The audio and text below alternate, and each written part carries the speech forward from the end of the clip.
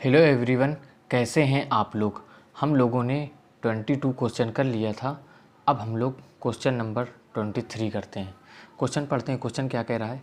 A person saves 25% of his income if his income increases by 20% and his saving remains the same.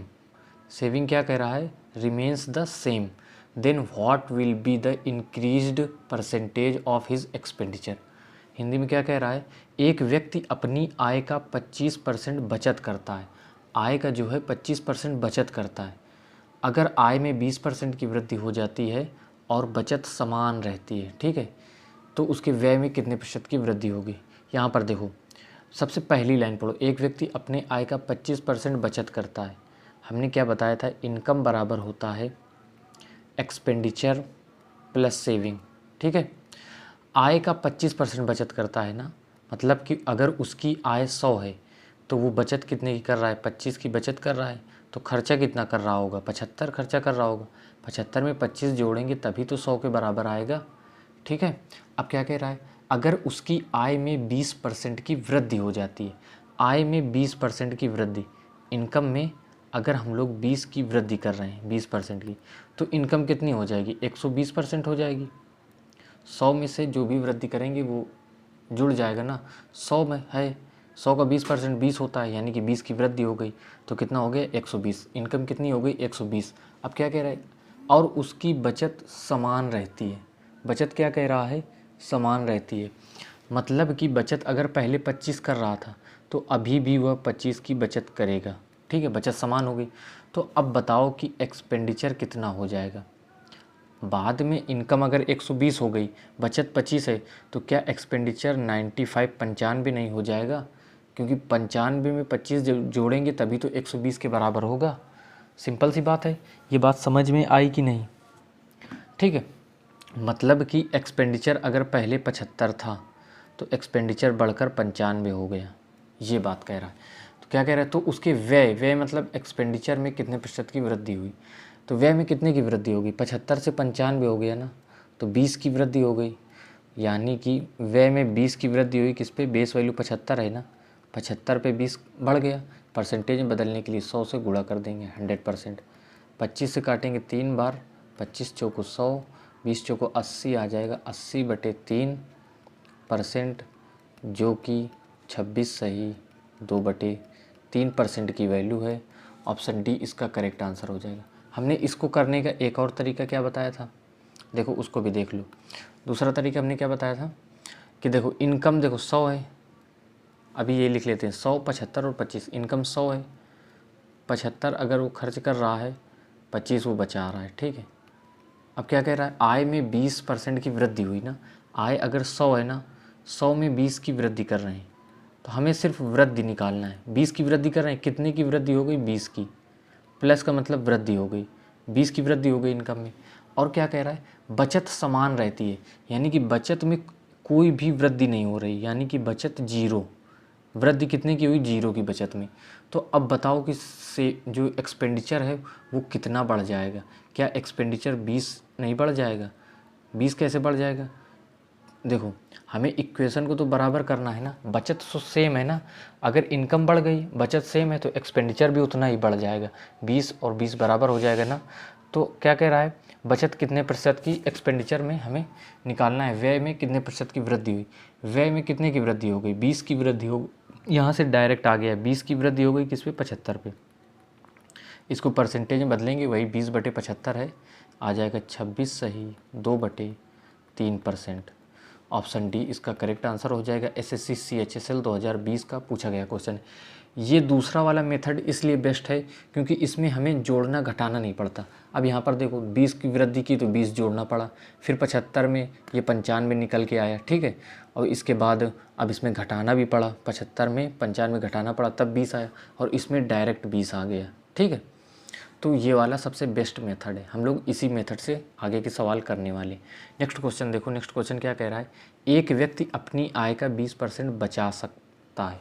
सबसे पहले इस line का मतलब समझो, इनकम बराबर एक्सपेंडिचर प्लस सेविंग।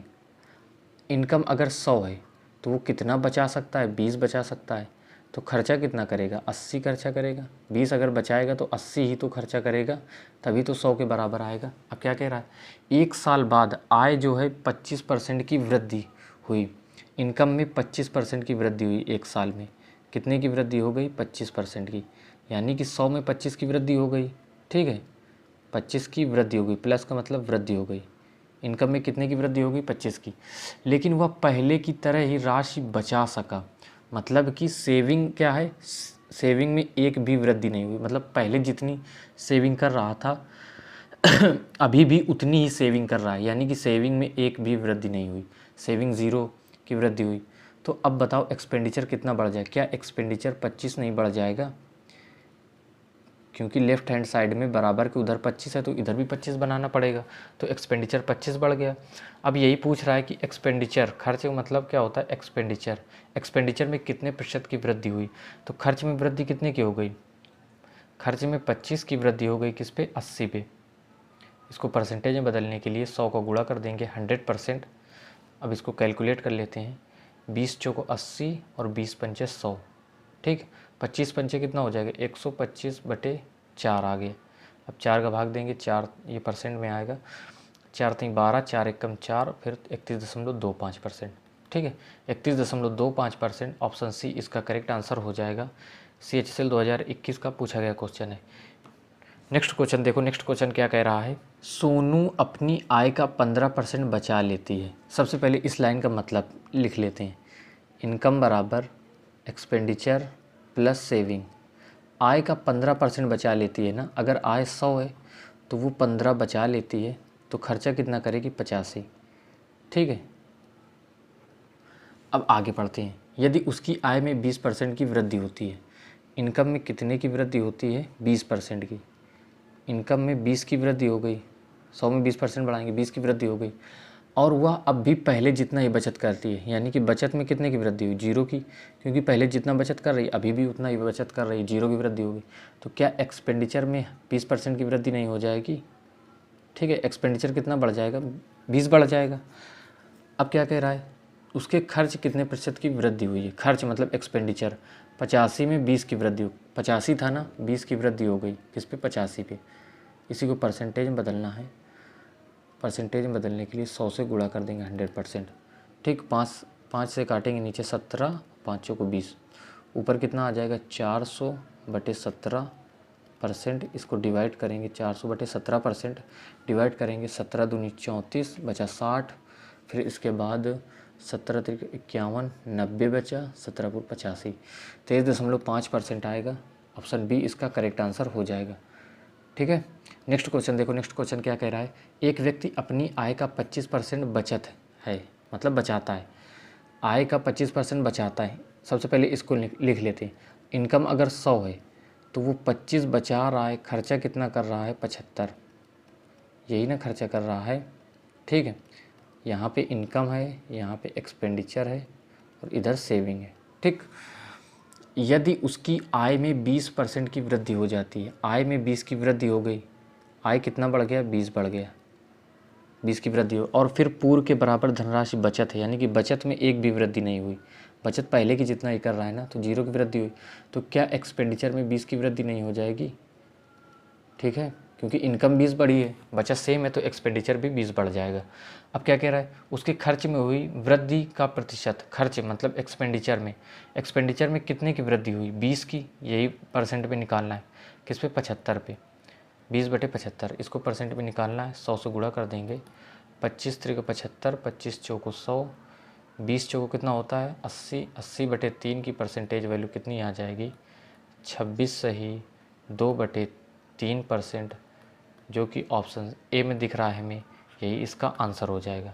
ठीक है, अब हम लोग नेक्स्ट क्वेश्चन देखते हैं। नेक्स्ट क्वेश्चन क्या कह रहा है, एक आदमी अपनी आय का 72% खर्च करता है, मतलब कि आय का 72% खर्च करता है। आय अगर 100 है ना, तो वो 72 खर्च कर रहा है, तो 28 वो बचा रहा होगा, 72 28 मिल के ही तो 100 के बराबर होगा। ये इनकम है, ये एक्सपेंडिचर है, और ये सेविंग है। ठीक है, आगे की लाइन पढ़ते हैं, आय में 28% की वृद्धि हो रही, इनकम में कितने की वृद्धि हो गई, 28 की वृद्धि हो गई। प्लस का मतलब वृद्धि, 28 की वृद्धि हो गई। और व्यय में 25% की वृद्धि हो रही है। व्यय मतलब एक्सपेंडिचर, एक्सपेंडिचर में कितने की वृद्धि हो रही है? 25%।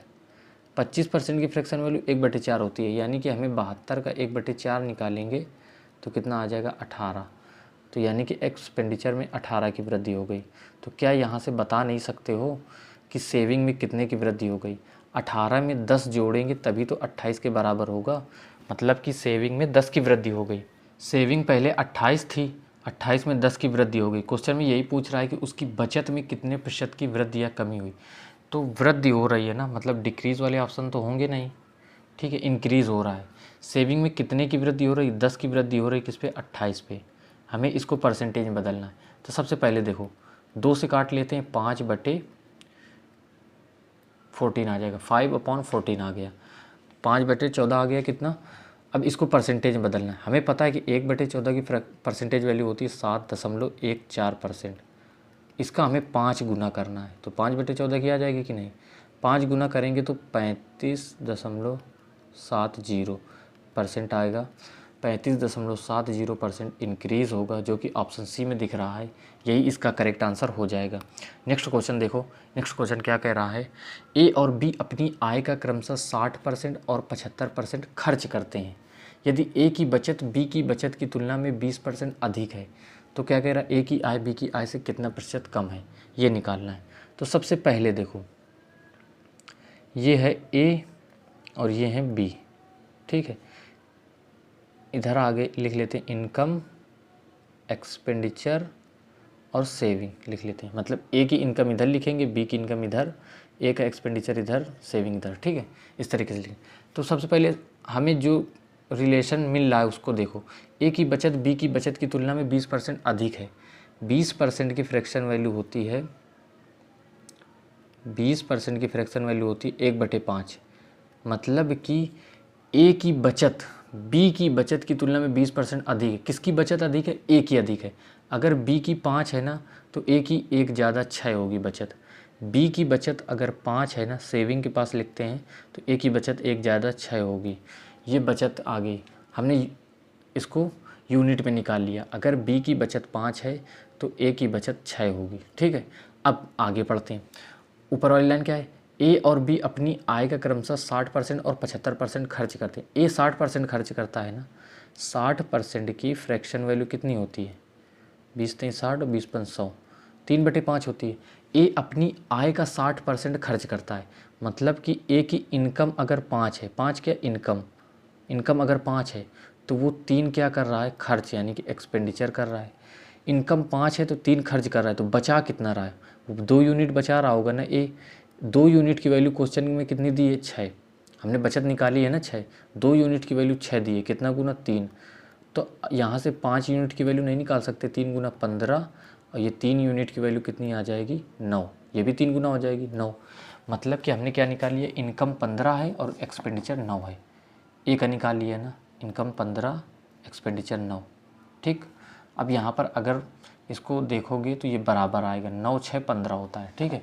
हमने कैसे निकाला? 60% की फ्रैक्शन वैल्यू 3/5 होती है। क्या कह रहा है? ए अपनी आय का 60% खर्च करता है। आय का, यानी कि ए की आय अगर 5 है तो वो 3 खर्चा कर रहा है। 5 में 3 खर्चा कर रहा है, बचा 2 रहा होगा, और हमें बचत दी गई थी कितनी? 6। तो 2 की वैल्यू 6 के बराबर है, 3 गुना है। तो ये भी इनकम और एक्सपेंडिचर भी 3 गुना हो जाएंगे ना, तो ये 9 आ जाएगा एक्सपेंडिचर, और इनकम 15 आ जाएगा, ठीक है। अब आगे इसी तरीके से करेंगे। बी जो है 75% खर्च करता है, किसका? अपनी आय का। 75% की फ्रैक्शन वैल्यू होती है 25 3 का 75 और 25 चौको 100। मतलब अगर बी की इनकम 4 है तो वो 3 क्या कर रहा है? खर्च कर रहा है, एक्सपेंडिचर मतलब खर्च कर रहा है।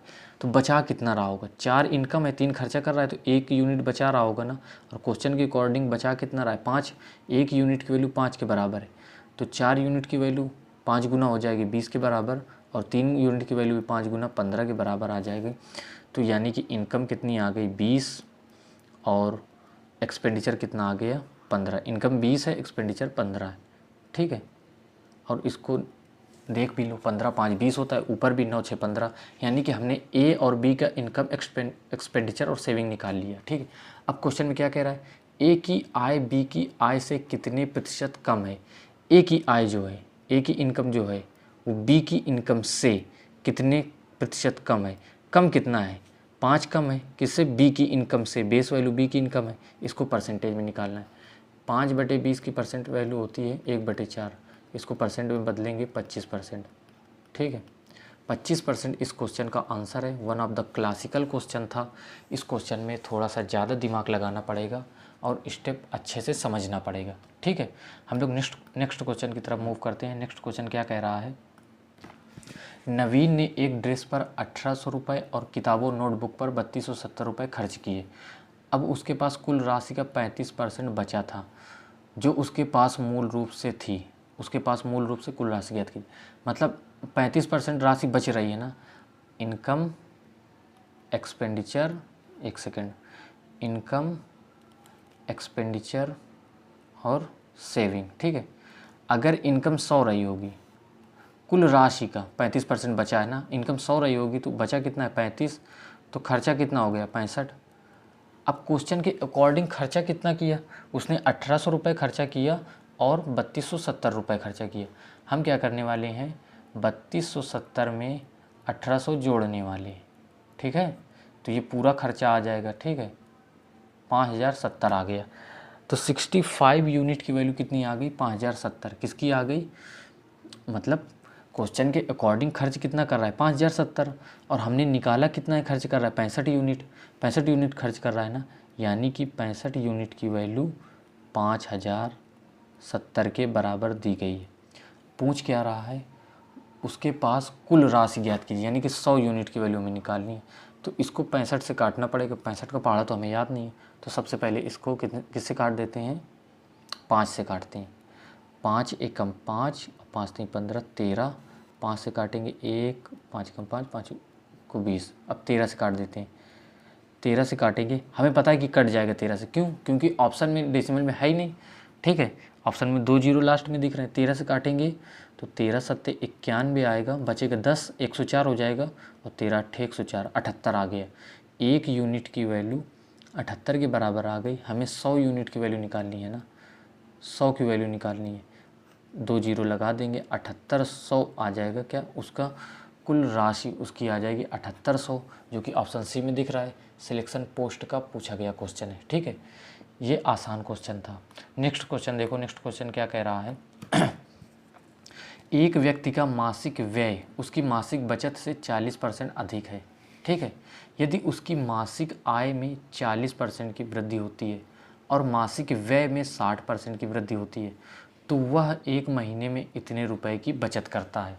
क्या कह रहा है, उसका प्रारंभिक मासिक व्यय क्या है, ये हमें निकालना है।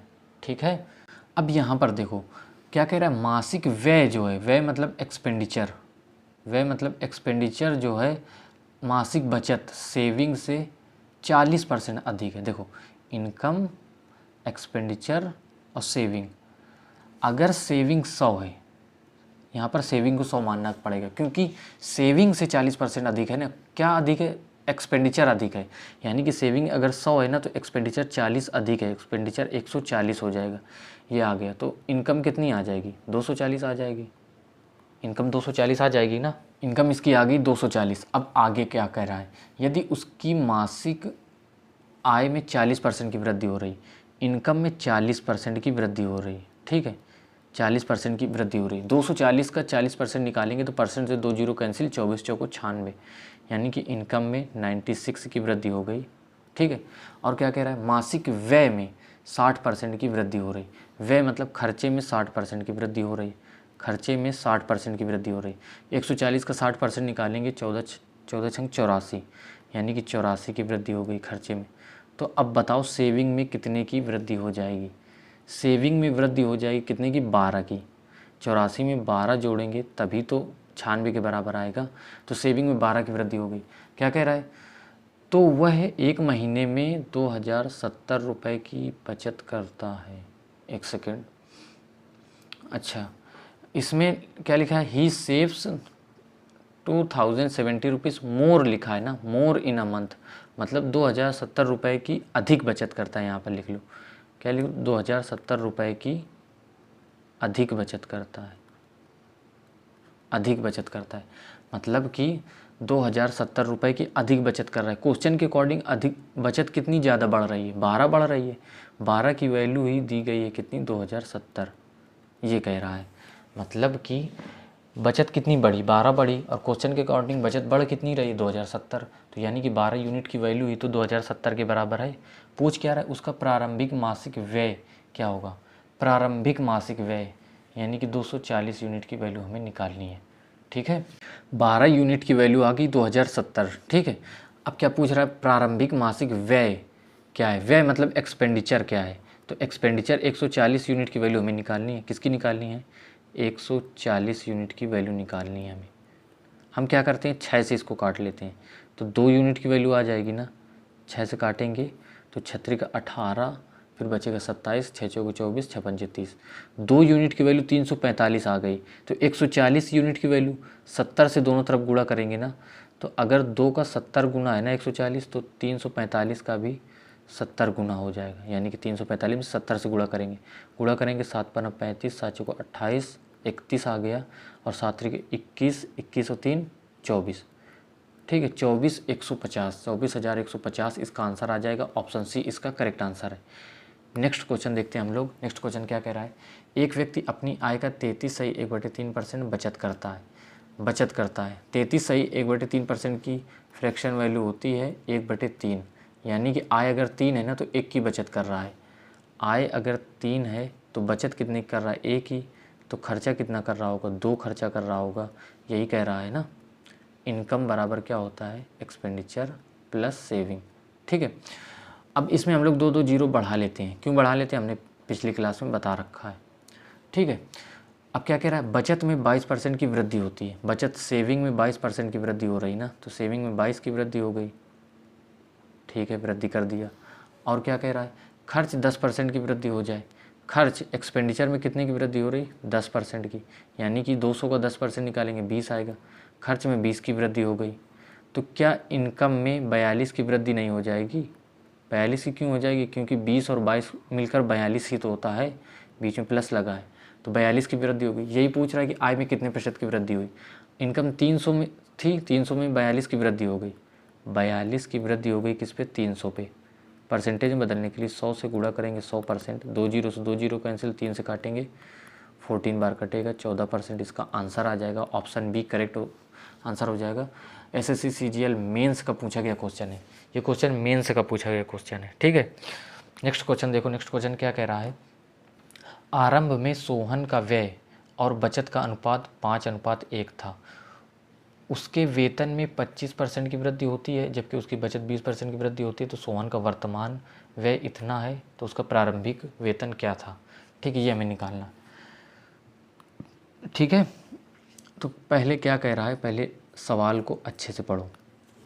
सोहन का व्यय मतलब एक्सपेंडिचर, और बचत यानी कि सेविंग का अनुपात दिया। एक्सपेंडिचर अगर 5 है तो सेविंग 1 है। मतलब खर्चा 5 है तो बचत 1 है। ठीक है, बचत कितनी की है, 1 की। बचत है 1 की, खर्चा 5 है, बचत 1 है।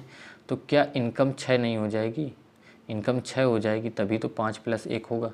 इनकम, एक्सपेंडिचर और सेविंग। एक्सपेंडिचर 5 है, सेविंग 1 है, तो इनकम 6 हो गई। इसमें भी 2 जीरो अपने मन से लगा लेते हैं। अब क्या कह रहा है, वेतन में 25% की वृद्धि हुई। इनकम में कितने की वृद्धि हो गई, 25 की वृद्धि। 600 को 25 निकालेंगे तो 25 6 का 150 होता है। 600 को 25% निकालेंगे तो 150 की वृद्धि आ गई। ठीक, और क्या कह रहे हैं, बचत 20% की वृद्धि, सेविंग 20 की वृद्धि हो रही। 100 में 20 की वृद्धि हो गई। ठीक है, तो अब बताओ एक्सपेंडिचर कितना बढ़ जाएगा। एक्सपेंडिचर क्या 150 है, ये 20 है, तो 130 नहीं बढ़ जाएगा। एक्सपेंडिचर 130 बढ़ गया। ठीक है, एक्सपेंडिचर बढ़ गया 130। आगे क्या कह रहा है, यदि सोहन का वर्तमान व्यय कितना है, 4347 है। वर्तमान व्यय, बढ़ा व्यय नहीं है, बढ़ा एक्सपेंडिचर नहीं है। व्यय मतलब एक्सपेंडिचर, बढ़ा एक्सपेंडिचर नहीं दिया गया है। एक्सपेंडिचर जो है वो वर्तमान यानी कि बढ़कर जितना हो गया, 500 था 130 बढ़ गया, तो यानी कि 630 हो गया ना अब एक्सपेंडिचर। तो क्वेश्चन में 630 की वैल्यू दी गई है कितनी, 4347। ठीक है, एक्सपेंडिचर बढ़कर, ठीक है, जितना हो रहा है उसकी वैल्यू दी गई है। तो हमें क्या है, प्रारंभिक वेतन यानी कि 600 यूनिट की वैल्यू हमें निकालनी है। तो हमें पता है कि 600 में 3 होता है, इधर 3 मिल गया और 10 भी मिल गया, यानी कि 30 इससे निकाल लें। 30 निकाल सकते हैं हम लोग, तो ये कितना 21 से काट देते हैं। 21 से काटेंगे तो 21 त्रिक 63, 30 बार में कट जाएगा। तो 30 यूनिट की वैल्यू, इसको 21 से काटेंगे, 21 दूनी 42, बचे कितना 14 बचेगा। 14 में भाग नहीं जाएगा तो 147 आ जाएगा। तो 21 सत्ते 147। तो 30 यूनिट की वैल्यू 207 आ गई। हमें निकालना है 600 यूनिट की वैल्यू। दोनों तरफ से 20 का गुणा कर देंगे, दोनों तरफ से 20 का गुणा कर देंगे तो 30 दूनी 600 आ जाएगा। 600 यूनिट की वैल्यू कितनी आ जाएगी, 20 का गुणा करेंगे, 2 सत्ते 14, 2 दूनी 4, 4140 आ जाएगा। 4140 ऑप्शन बी में दिख रहा है, यही इसका आंसर हो जाएगा।